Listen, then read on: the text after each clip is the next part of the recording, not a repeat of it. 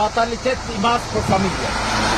Dëshiroj familjarët dhe dëshiroj që shpirti I tij të prehet në paqe. Ja pra këtu ka ndodhur ai aksident fatal për familjen Hoxha dhe për një njeri 42 vjeçar që mbylli jetën e tij, por edhe të familjarëve.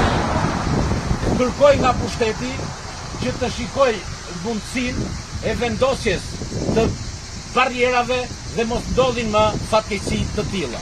Por edhe ju them atyre deputetëve që vinë edhe akuzojnë për të bllokuar rruga, mos bëhen punimet, dua të them punimet të bëhen sa më shpejt që të jetë mundur edhe për kalimin e banorëve, por edhe për mos pasur rrezikshmëri.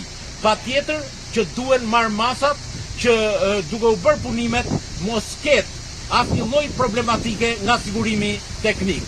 Edhe një herë, deputet, mos bëni më këto maskarada në kurriz të popullit.